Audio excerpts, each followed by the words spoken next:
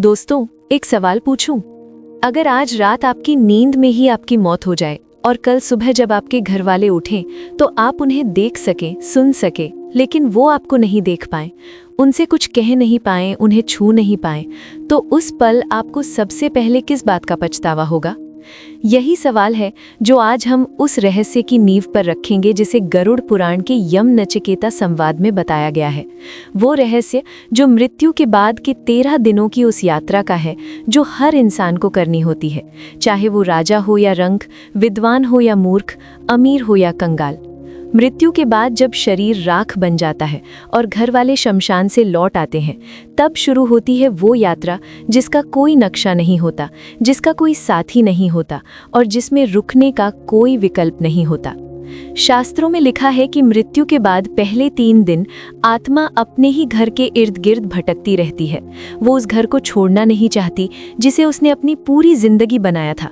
वो उन कमरों में घूमती है जिनकी हर दरार, हर दीवार उसे जानती थी।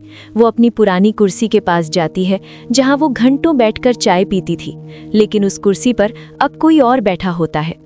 वो अपनी अलमारी खोलने की कोशिश करती है जिसमें उसने वर्षों से अपनी यादें सहेज कर रखी थीं, लेकिन उसका हाथ अलमारी के आर पार निकल जाता है।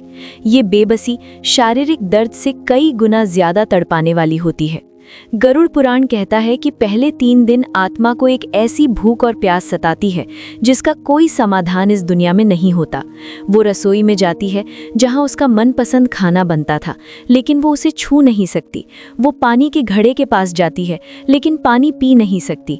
इसीलिए शास्त्रों में मृत्यु के बाद पहले दिन से ही जल और तिल का दान करने का विधान है। वो जल और तिल उस आत्मा की आत्मिक प्यास को थोड़ा शांत करते हैं।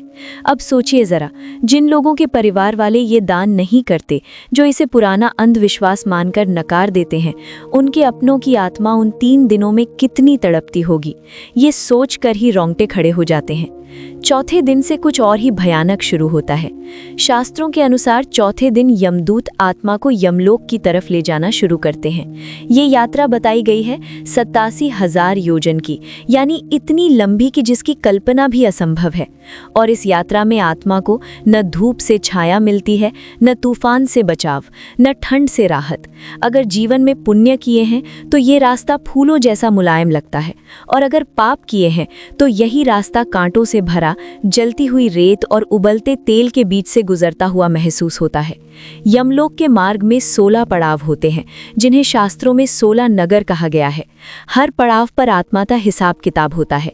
पहले नगर में ये देखा जाता है कि उसने जीवन में कितना झूठ बोला, दूसरे नगर में ये कि उसने कितने लोगों का विश्वास तोड़ा, तीसरे नगर में उसके लालच का लेखा जोखा होता है, और हर नगर में आत्मा से उसके कर्मों का जवाब मांगा जाता है।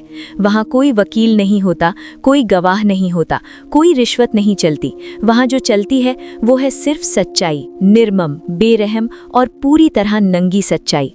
अब यहाँ एक बात और जाननी चाहिए जो बहुत कम लोगों को पता है। गरुड़ पुराण बताता है कि इस यात्रा में आत्मा को अपने परिजनों का पिंडदान और तर्पण रास्ते में भोजन और जल की तरह मिलता है। जैसे किसी लंबे सफर में जाने वाले को रास्ते में खाना मिले, ठीक वैसे ही जिन आत्माओं के परिजन श्रद्धा से पिंडदान करते हैं उन्हें ये यात्रा उतनी कठिन नहीं लगती, लेकिन जिनके घर वाले उन्हें मरते ही भूल जाते हैं, जिनके बच्चे ये सोचकर दान नहीं करते कि ये सब ढकोसला है, उन आत्माओं को यमलोक के मार्ग में भूखा प्यासा, थका हारा और अकेला यात्रा करनी पड़ती है। ये दर्द उस पल और दोगुना हो जाता है जब आत्मा को याद आता है कि उसने अपनी पूरी जिंदगी उन्हीं बच्चों के लिए खपा दी थी, उनके लिए रातों को जागा था, उनके लिए अपनी इच्छाएं मारी थीं, उनके लिए तन मन धन सब लुटाया था, और आज उन्हीं के लिए वो भटक रही है। लेकिन कहानी का सबसे भारी हिस्सा तब आता है जब आत्मा यमराज के दरबार में पहुंचती है। यमराज का दरबार जैसा हम फिल्मों में देखते हैं वैसा नहीं होता।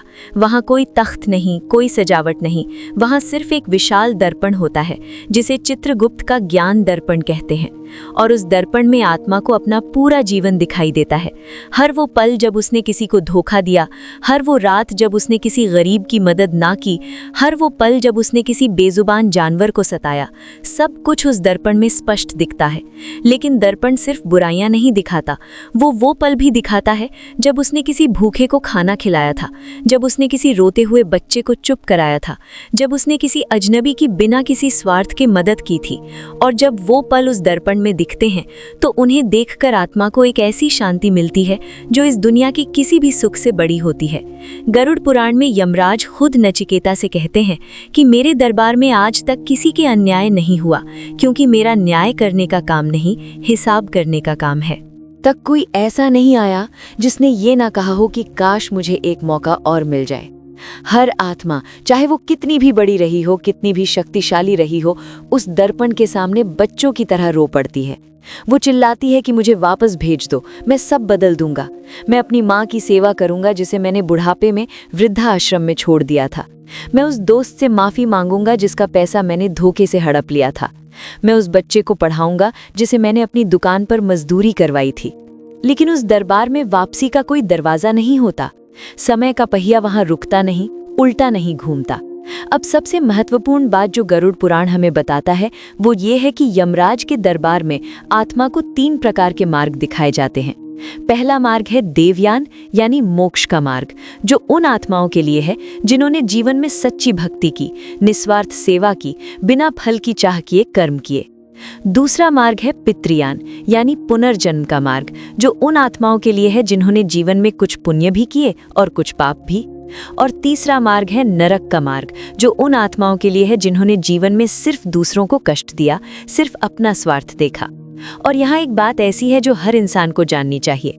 शास्त्रों में लिखा है कि जो व्यक्ति मृत्यु के समय किसी का नाम लेता है उसकी वही गति होती है जिस भाव से वो लेता है। अगर उस पल मन में लालच है, द्वेष है, मोह है, तो वही भाव उसकी अगली यात्रा तय करता है। और अगर उस पल मन में भगवान का नाम है, प्रेम है, शांति है, तो वो पल उसकी पूरी जिंदगी से भारी पड़ जाता है। इसीलिए हमारे पूर्वजों ने कहा था कि भगवान का नाम रोज लो, आदत बनाओ, ताकि अंतिम समय में भी वही नाम स्वाभाविक रूप से होंठों पर आए। क्योंकि वो आखिरी पल नाटक करने का नहीं होता, वो पल वही होता है जो आप वाकई हैं। दोस्तों, यमलोक की ये पूरी यात्रा हमें डराने के लिए नहीं बताई गई है। ये इसलिए बताई गई है ताकि हम अभी इसी पल अपने जीवन को देखें और खुद से पूछें कि क्या मैं वो जी रहा हूँ जो जीना चाहिए? क्या मेरे रिश्ते सच्चे हैं? क्या मैंने किसी के साथ अन्याय किया है जिसे अभी भी सुधारा जा सकता है? क्योंकि अभी आपके पास वो सबसे बड़ी दौलत है जो यमराज के दरबार में भी नहीं मिलती, और वो है वक्त। वो वक्त जो अभी आपके पास है, वो वक्त जब आप अभी भी अपने माँ बाप के पैर दबा सकते हैं, किसी गरीब को खाना खिला सकते हैं, किसी टूटे हुए दिल को जोड़ सकते हैं। गरुड़ पुराण में भगवान विष्णु ने गरुड़ से कहा है कि इस सृष्टि में सबसे बड़ा आश्चर्य यही है कि इंसान रोज दूसरों को मरते देखता है, लेकिन फिर भी ये मानकर चलता है कि वो खुद कभी नहीं मरेगा।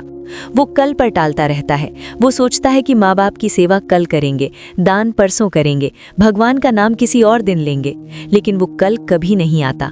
और जब अंत आता है तो सिर्फ पछतावा बचता है। तो आज रात जब आप अपने बिस्तर पर सोने जाएं, एक पल रुकिए, आंखें बंद करिए और सोचिए कि अगर ये मेरी आखिरी रात हो और कल उस यमलोक के दर्पण में मेरा जीवन दिखाया जाए, तो मैं उसे देखकर शर्म से गड़ जाऊंगा या संतोष से मुस्कुराऊंगा। अगर जवाब डराता है तो ये डर आपकी सबसे बड़ी नेमत है। इस डर को संभाल कर रखिए, इसे अपना रक्षक बनाइए। और अगर आपके मन में ये भाव जाग रहा है कि हाँ, अभी भी कुछ बदला जा सकता है, तो यही भाव आपकी सबसे बड़ी जीत है। आज से एक काम शुरू कीजिए, सिर्फ एक। किसी एक इंसान के जीवन में फर्क लाइए, किसी एक रिश्ते को सुधारिए, किसी एक भूखे का पेट भरिए।